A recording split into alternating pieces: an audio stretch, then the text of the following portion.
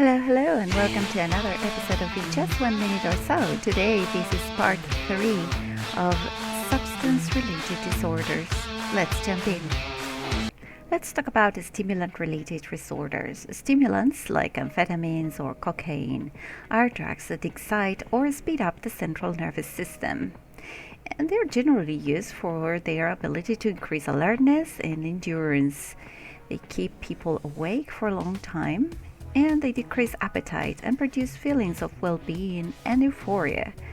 Two illnesses that can be treated with stimulants actually are Parkinson's and also the attention deficit disorder, ADD.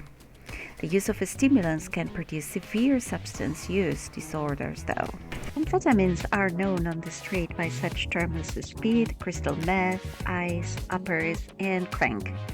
These also include prescription drugs such as dexedrine and Ritalin. The amphetamines can be in the form of powder, tablets, capsules, crystals, or liquid. People use amphetamines for different reasons.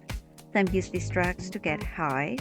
Accidental deaths due to hypothermia, overheating, or dehydration, fluid loss have occurred among young people with the use of ecstasy.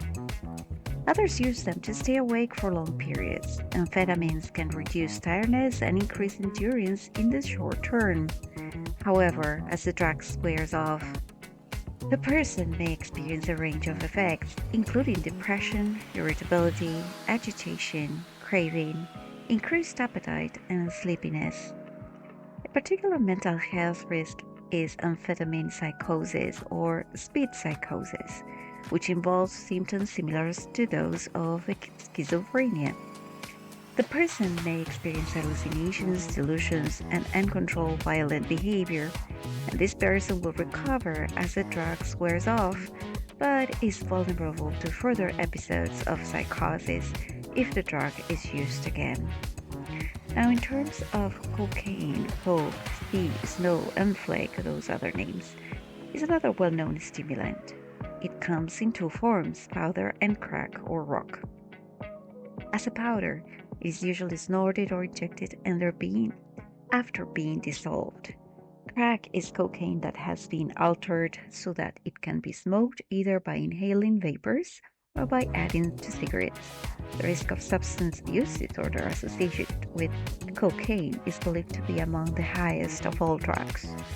And cocaine can produce an intense pleasure euphoria, hallucination, twitching, agitated behavior, and fever.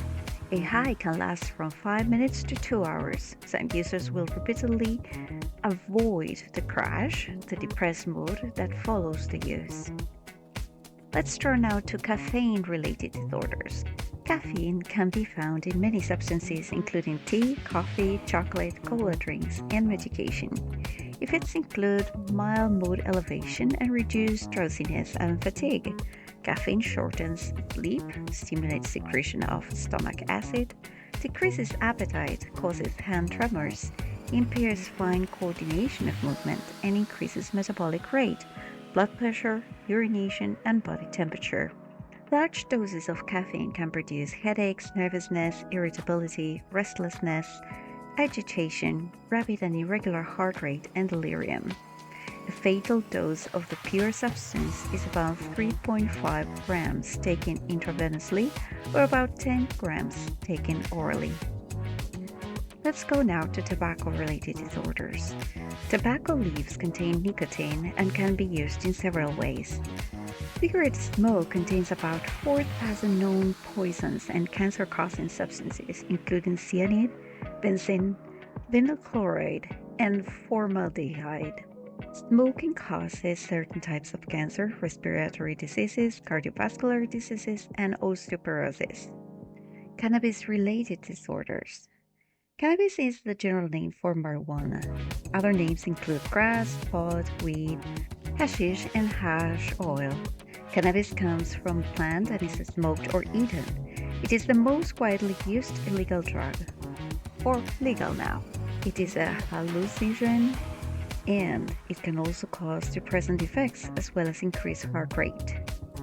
There is evidence that cannabis use may cause a condition known as a drug-induced psychosis that can last days or even weeks and is characterized by hallucinations, delusions, memory loss, and confusion.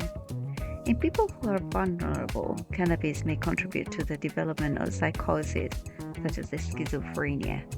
Alright, and that was the last episode on substance-related disorders. Thank you, and see you in the next episode.